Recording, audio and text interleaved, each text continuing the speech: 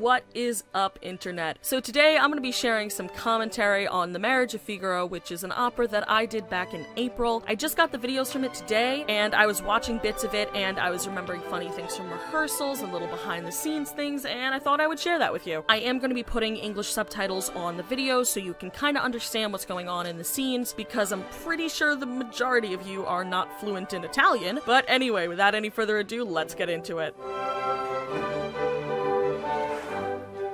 So here we have the set change between Acts 1 and 2. I actually was not in any of Act 1. The Countess doesn't come on until Act 2. She's mentioned a bunch of times in Act 1, but she does not actually set foot on stage until Act 2. So during Act 1, I would just chill backstage, get in a costume, drink my tea, warm up, all of that. And this set change actually did take some time. They had a bunch of stuff to strike, a bunch of stuff to bring on, which is why they added this little harpsichord interlude, which here is played by the lovely Yoonju. She is a fabulous pianist, and she was actually our piano coach on the show.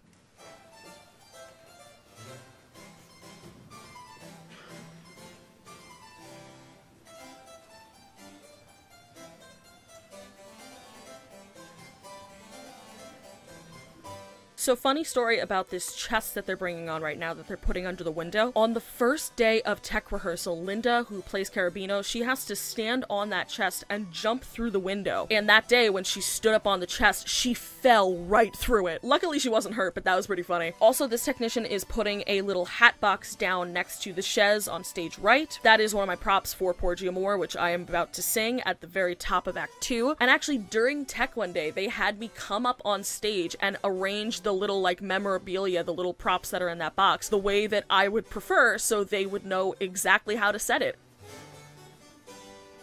So right about now is when I would normally be coming onto the stage. I would normally come on the stage in the blackout, get myself situated on the floor, and then the lights would come up and I'd sing the aria and then we'd get on with the show. But before I actually went out into the blackout, I would always wait for a crew member to say, "Countess, go." And that's how I knew that it was safe for me to go out onto the stage and that they were done with the set change and it was safe for me to go. It's important to note that I couldn't actually really see much of the set change. The vantage point I had, it was kind of just a small crack in the set. I couldn't really see what was going on stage, and it was in a blackout. So anyway, at one point, like, I hadn't gotten the all clear, and I heard the little, like, set change interlude coming to a close, and I was just like, alright, fuck it, like, I have to go out. So I went out, and, like, there had been a couple of other times where I went out a little earlier, a little later, like, it was never precisely the same, but on this particular night, I guess they didn't see me or assumed I was on stage already, and whoop, right there, the lights went up. You can see that I was in the process of sitting down, and that is not an easy costume to sit on the floor in. There was a very specific way that I had to like arrange it around me so I wouldn't step on it when I got up and that I could sing the aria comfortably on the floor, because fun fact, it actually is a little bit difficult to sing an aria when you're sitting on the floor. It kind of does mess a little bit with your support mechanism.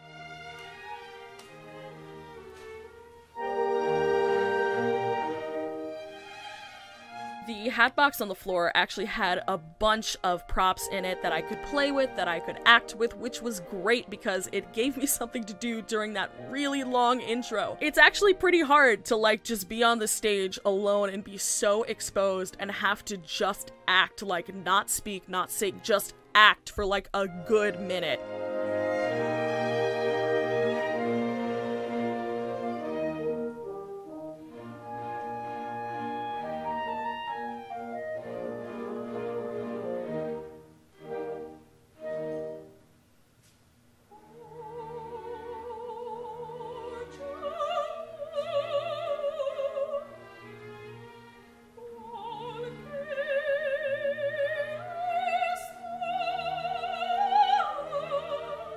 So right now I'm just going to talk a little bit about this costume. I had two costumes in the show. They were both gorgeous, but I liked this one better for a few reasons. While this costume was heavy and there were a bunch of layers and it wasn't like the easiest thing to move in, it was still much lighter and much easier to move in than the costume that I wore in Acts 3 and 4. You also can't see this on the video. You can really only see it if you're up close, but my little dressing gown, the blue thing that I have on here, it's really not held on my body by all that much. There is like a little internal bow tie that ties around the front. You can sometimes see it if I'm moving. You can't really see it here. There is that little gold clasp, which was the flimsiest clasp ever. During tech and dress rehearsals, our costume designer Carrie, she was noticing that like the second that myself or Deborah moved too quickly, because this was one of the only costume pieces that myself and Deborah shared, if we moved like even a little bit fast, that dressing gown would come flying open. And we had a shirt and a full-length skirt under it, like there was no like real dangerous wardrobe malfunction risk, but still it was so easy for that clasp to come undone. It was kind of easy for it to slip off of our shoulders, so she added this little clear piece of plastic across the chest. You really can't see it, but that would basically keep the top together, so if the clasp came undone, it wouldn't slip off our shoulders, and the dressing gown would just stay on better in general.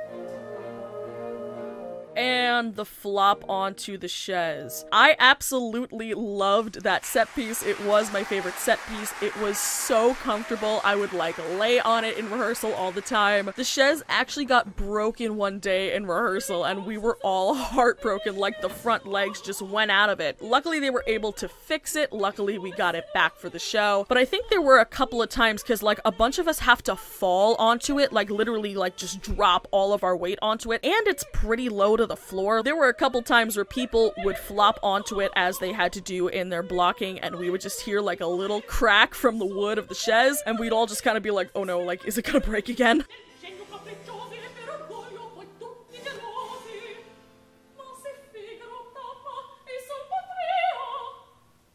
And this right here was the scariest moment of this entire performance. Figaro was supposed to come out right at the end of my line, and as you can see, he did not. I'm just looking at Anna, and I'm like, in my head, I'm like, do I ad-lib? Like, I would have to ad-lib in Italian, which I can do a little bit, but then it would be weird to just be like suddenly speaking in an opera. It was such a relief when Corey finally came through those doors.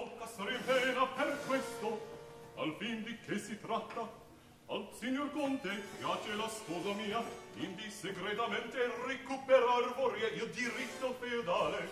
Possibile la cosa? È naturale. Possibile. Oh, that was late on my part. Naturalissima.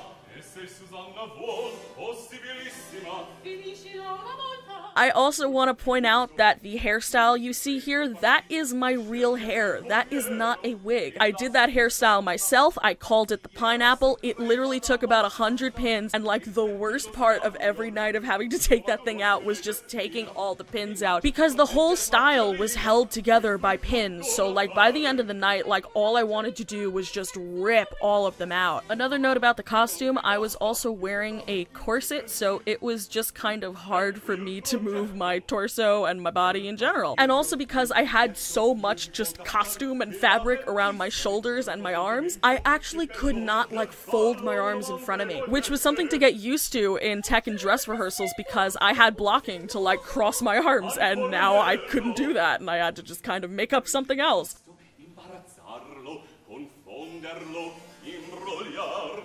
Rovesciare I progetti, empirlo di sospetti, e por d'intesa che la moderna festa che ti farà me tenta, altri a lui affaccia, onde qua perda il tempo, ivi la traccia.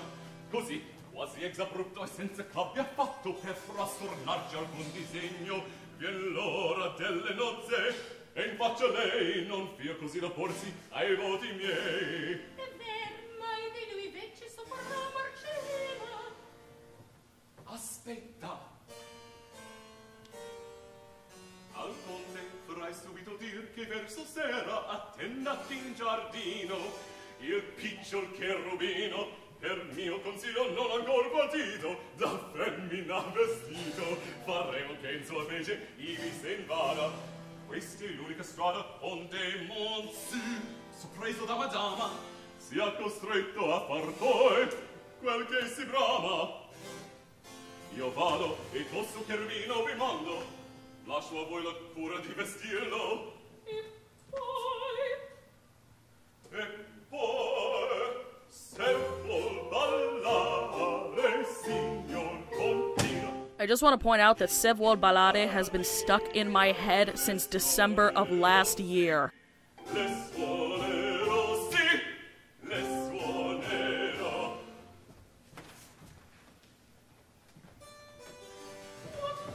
mi Susanna, che questo giovinetto abbia del ponte le storie sapevo. And this recit right here, this little excerpt of recit, was actually the audition recit. So in the same way that you get sides for an acting audition, sometimes for an opera audition, they'll ask you to sing little bits of recit, and this was the little bit of recit that we had to sing for the Countess audition. It's also interesting to note that when I auditioned for this opera, I actually auditioned for both the Countess and Susanna. I had to sing 2 full arias and a couple of recits. It was like a marathon of an audition.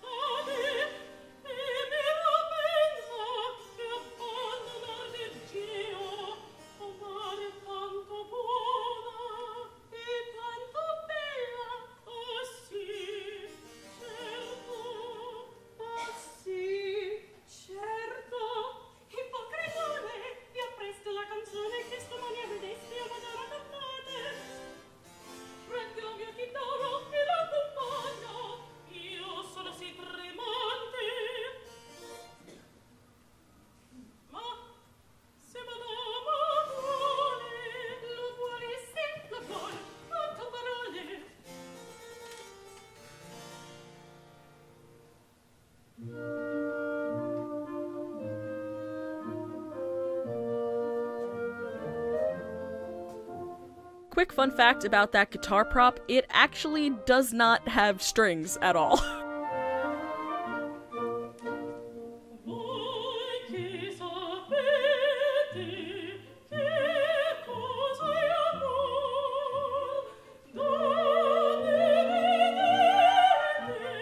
That little piece of paper that I have, the little song I have in my hands, that was one of about 100 pieces of paper, little paper props that were on the prop tables. There are so many paper props in Figaro. There are notes, there are little songs, there's all of that. And so props gave us just a surplus of these little notes and papers because we would lose them, they'd get left around. So before the scene, if you needed a paper prop, you'd just grab one off the pile. It was also like that with the fans because there are a lot of fan props in the show and we were constantly breaking them, so we had way more than we needed on the prop table, just kind of anticipating that like some of them were gonna get broken.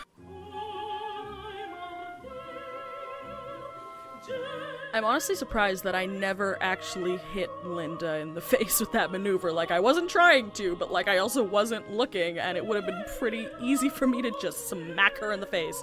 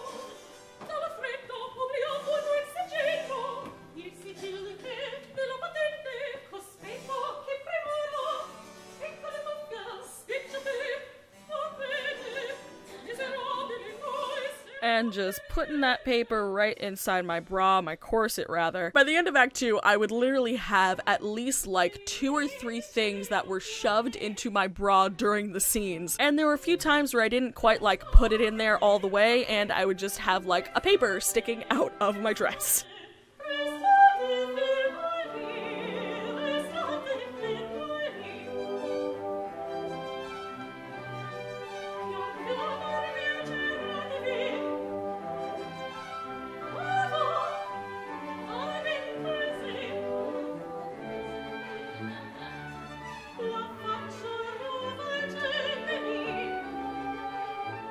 So during this scene, Susanna is dressing Cherubino up like a girl, intending to dress her up to look like herself, and is kind of teaching Cherubino how to like hold himself like a woman. And when we first started blocking this scene and when we first started working on it, I would die laughing because Linda was just so funny in this. I'm pretty sure that prop was supposed to be like one of the Countess's like chemises or dresses or something like that. As you can see, it's really big, and that was basically to make it so it was very easy to get it over her head on stage, and we didn't really have to fuss with it too much.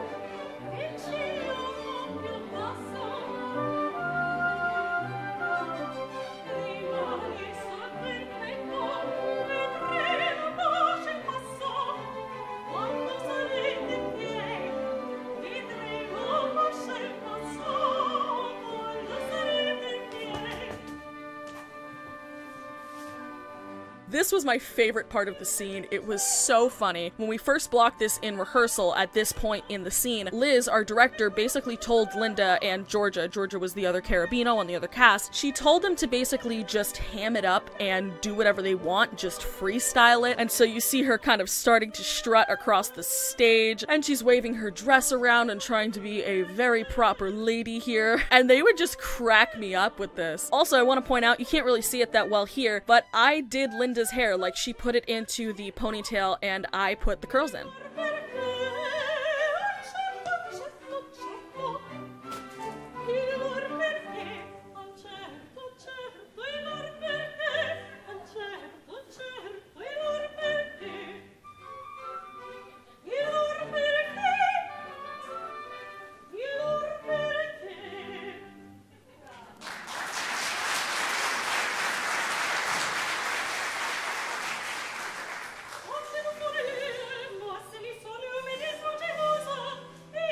This right here is the longest recit that I have in the entire opera. And before Figaro, I actually had never had to learn a substantial amount of recitative. I had never done a role with enough lines. Figaro is actually only the 3rd ever full-length opera I had done. I had done a couple of other opera scenes, and I had learned some recit that like goes before an aria, but I had never had to learn just pages upon pages upon pages of recit like I did for this role. And actually through this role, I finally learned how to learn recits. But I remember learning this recit and just complaining about it with Deborah, who again was the other countess.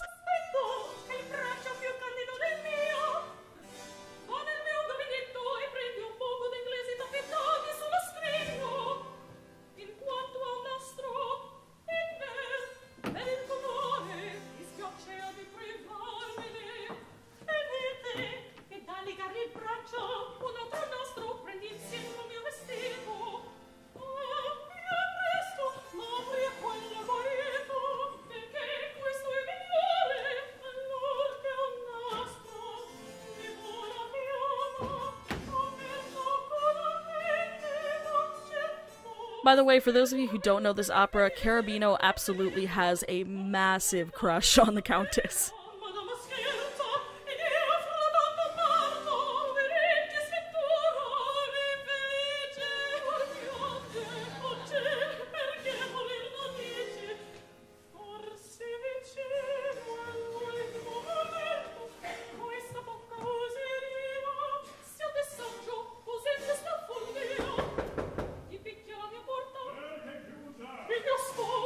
So here we're scrambling around to get Cherubino out of the room and hide him in the closet, and there are a bunch of props around, like a bunch of evidence of the shenanigans that have just ensued that we have to get out. Also during this scene, like so many times in rehearsal, we would think we picked up everything and then there was like one little bit of something somewhere on the set. So as I'm kind of looking around and scrambling, I really am like scanning around to make sure that there was nothing left behind.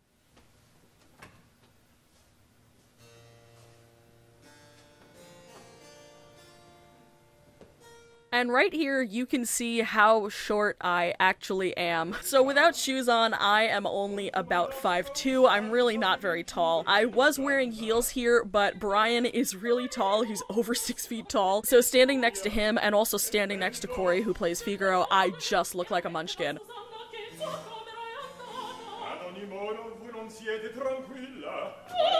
Oh, I was really early right there.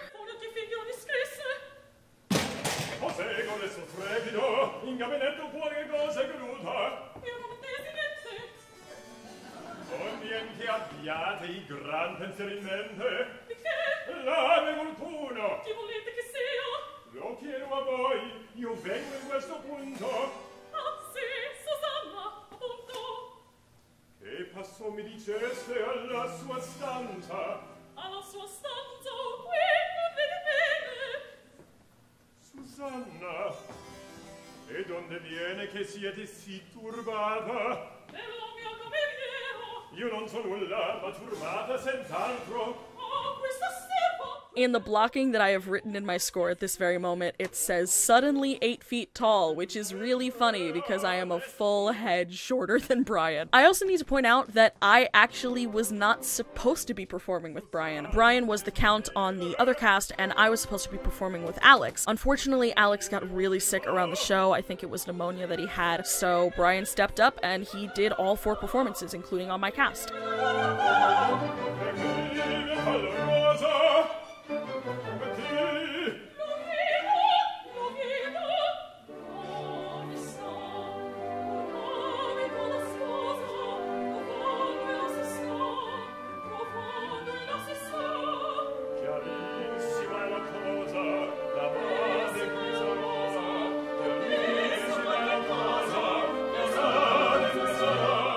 I remember the first time I sight read this trio, it was in a coaching, and I crashed and burned an impressive number of times. There's so many things weaving in and out of each other, and I'm like smack in the middle of all of it music-wise. There's all these weird entrances, you have to just be counting your ass off the whole time.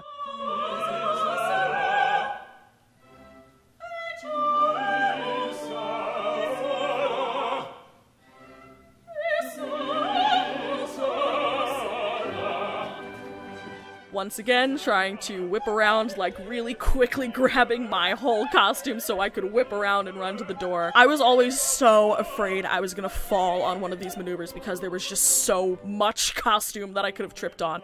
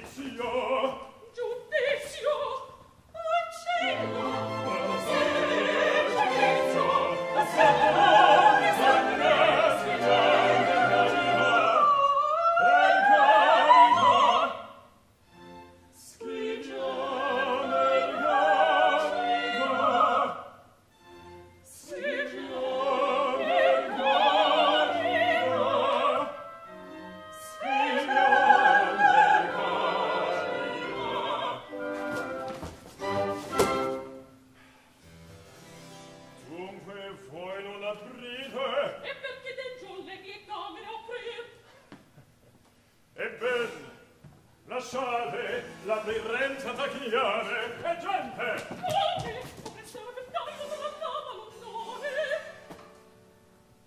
È vero, io sbaglio. Andare io stesso a prenderlo corrente, attendete pur qui. Ma perché in tutto sia le mie dubbi distrutto? Anche le porte io prima chiuderò. Imprudenza! Poi la condiscendenza diviene un ego avrete.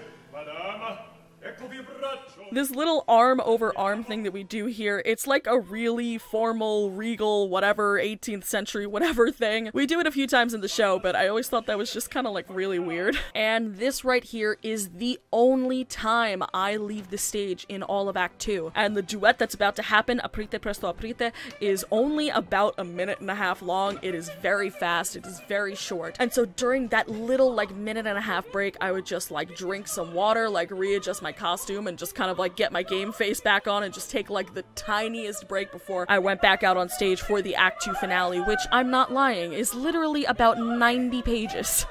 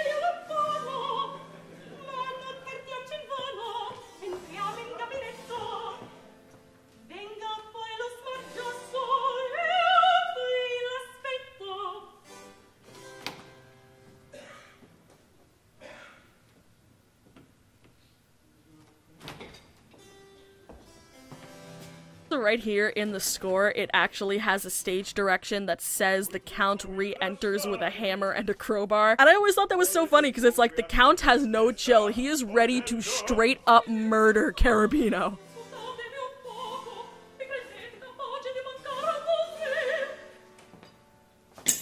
Come le piace? Entro quel gabinetto chi d'è chiuso vedrò.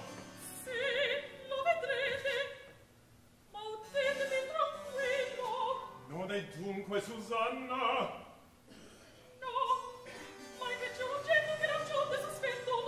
This was another thing that was really scary to do in this dress, and I specifically remember that during my costume fitting, the costume designer Carrie, who is fabulous by the way, she said like, yeah, just keep in mind that like both of your dresses have trains, so like you're good unless you have to walk backwards. And I think I told her like I do have to walk backwards, like a few times I have to walk backwards.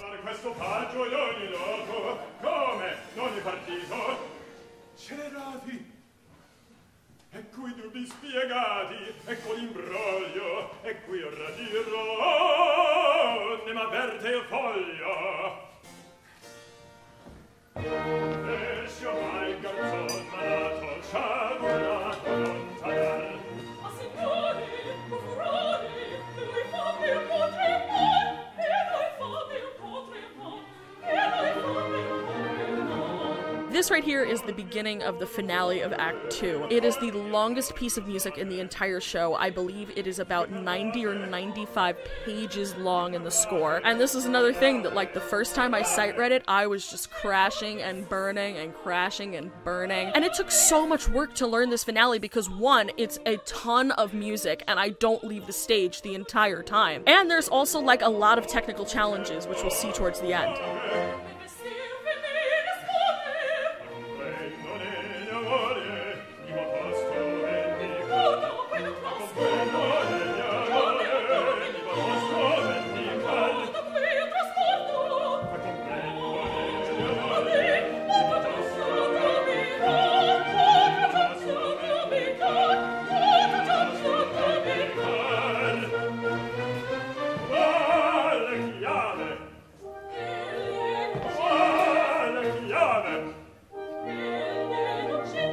There actually was no key prop in my bra because I tried it a few times where I actually had the key in there and I would hand it off to him, and it was just really, really hard and really cumbersome, and no one could really see it anyway because it was so small, so I just stopped using the actual key, and honestly, you can't even really tell that there wasn't a key in my hand.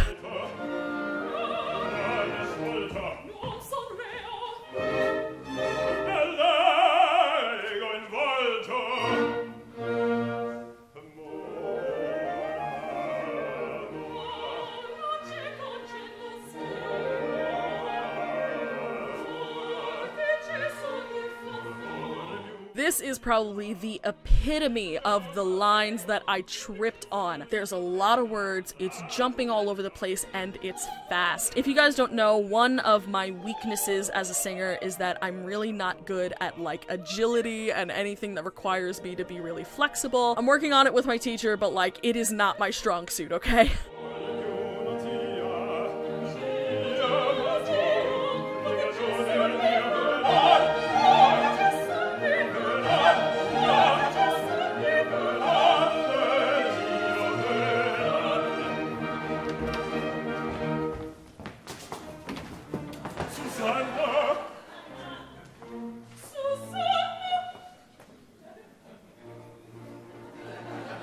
This is one of my favorite moments in the show because it's one of the only points in the show that I actually get to be kind of funny. The Countess is a very serious character, but she's in a very funny opera, and this is one of the only instances where I get to be kind of funny. That poof right there is also really comfortable and is a good thing to comically fall on. I also need to add, it's really hard to fall when you're wearing a corset.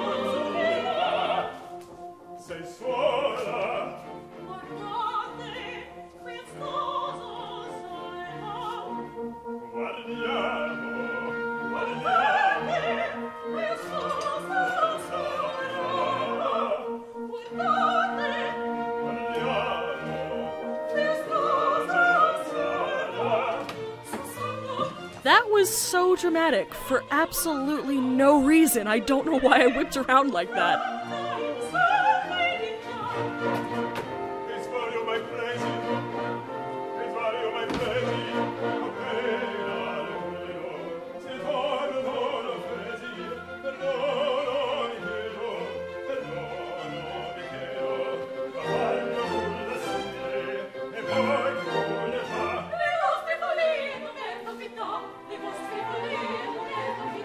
This is another one of my favorite moments, this whole next section, because this is right about when the Countess just decides to give her husband hell. I would just go on a bit of a power trip, and it was awesome, and it was so much fun to just yell at him. And right here in my blocking, I was supposed to fold my arms, I was supposed to cross my arms in front of me. This costume would not allow me to do that, so I had to just kinda improvise something else.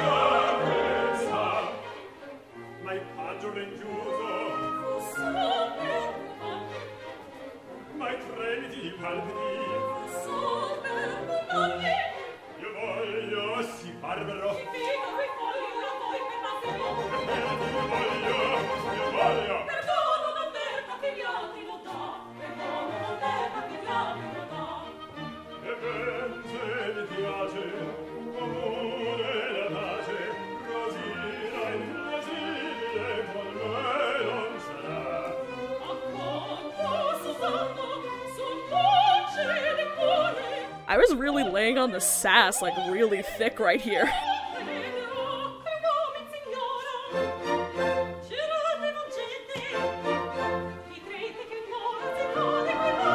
I also kind of thought of this moment as, like, the angel and the devil on your shoulders, because, like, honestly, that's kind of what it looks like. Oh, now there is an operatic soprano gesture for you.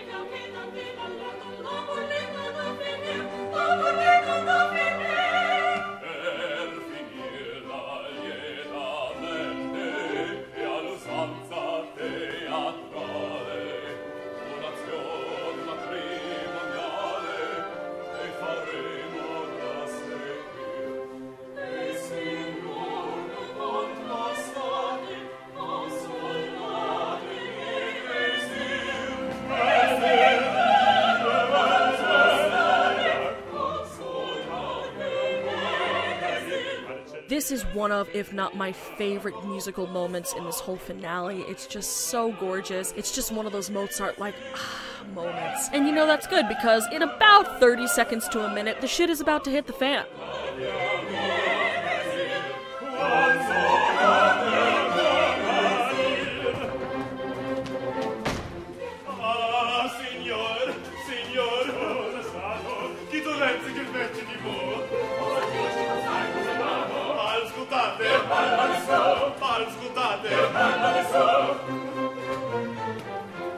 I can't remember if it was during a dress rehearsal or a performance, but Victor, who just ran in here with his poor stomped-on plants, his wig fell really far forward, and, like, he's supposed to be a drunk, and, like, in this period, they did wear wigs, so it wasn't like, you know, breaking the fourth wall or anything if his wig came forward. Like, it's not really revealing anything, because, again, at this time period, people wore wigs. But when that happened, I just, like, couldn't look at him because I was gonna burst out laughing, because I swear to God, he looked like Davy Crockett.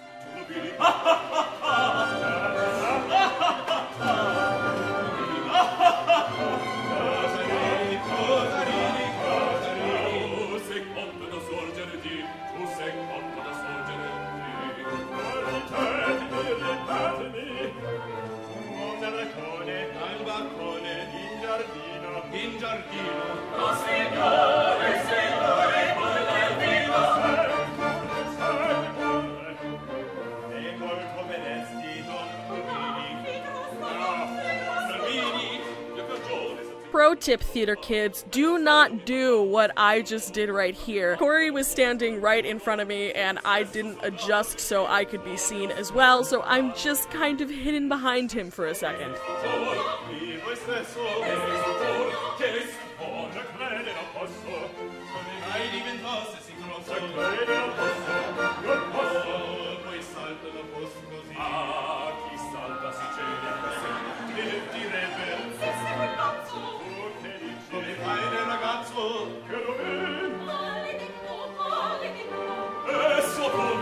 Oh, and here we go again. I am kind of hidden behind Corey, and you can see Anna, who is playing Susanna, doing the smart thing and adjusting so she is not covered up, and I'm just kind of standing there, and that's just not smart at all.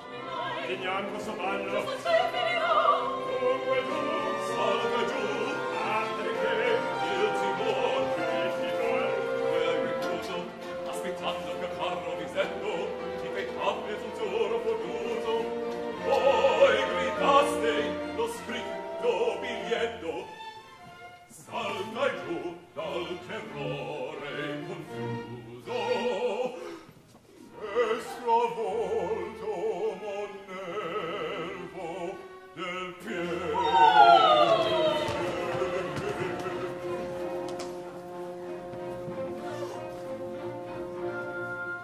Ostre dunque sarà queste carte che perdeste. Guardi a me, solo in trappola.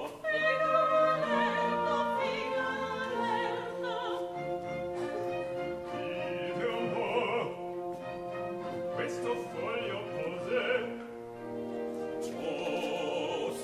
Tosto, ne ho tanti, aspettate. Saran forse sommario de termini. No! I didn't see until now that Corey literally just whipped one of those papers at the wall.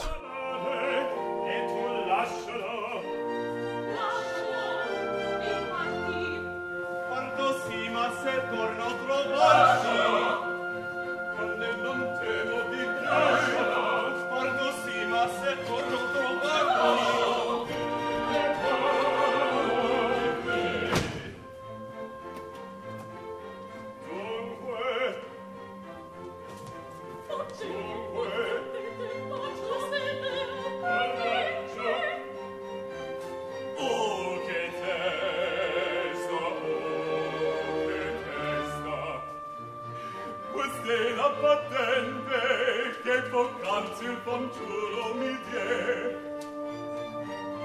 Per che fare? Vi manca. Vi manca? Rispondi. E l'usanza. Su lieti confondi.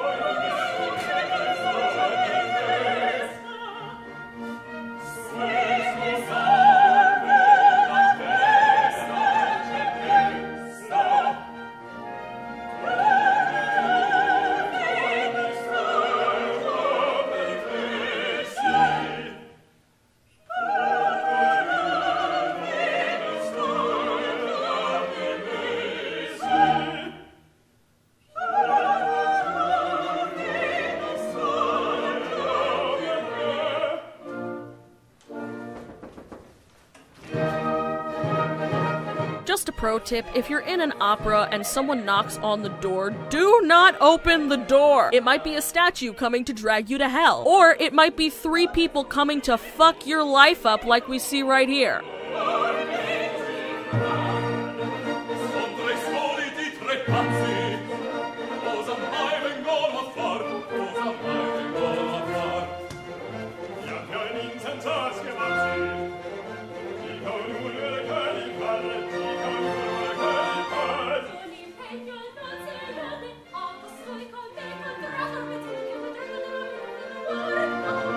For those of you who aren't musicians or you aren't familiar with opera, what they are doing right now, that technique, if you will, is called patter. It's just like super fast, like a lot of words all at once, kind of speech like singing. The Countess barely has any of it. Most of the Countess's lines are very long and legato, which is good because that's what I tend to be better at. The only real instances of patter for my character are right here where she's singing with Susanna and Figaro, and there's also one other instance of patter in the Countess's music at the very end of the show in the Act 4 finale, and it's actually when the Countess is pretending to be Susanna.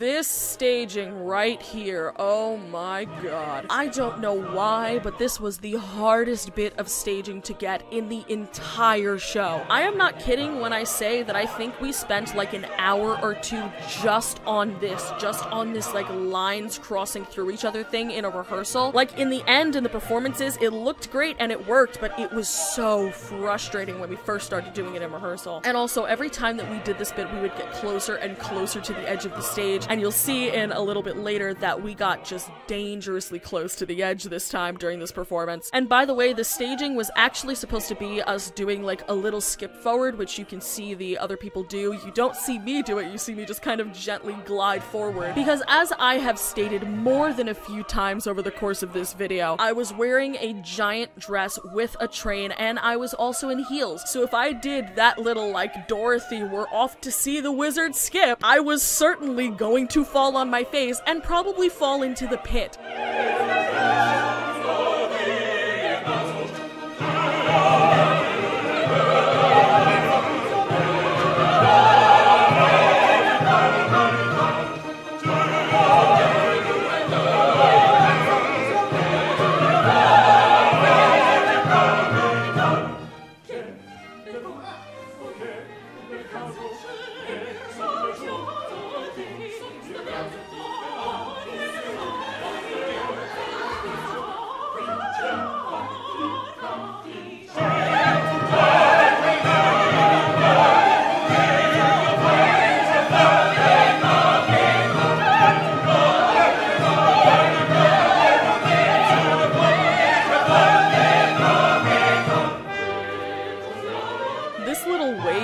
Where we wave one way and then it goes back the other way, that is one of those things where we were kind of goofing around in rehearsal and then it stayed in the show.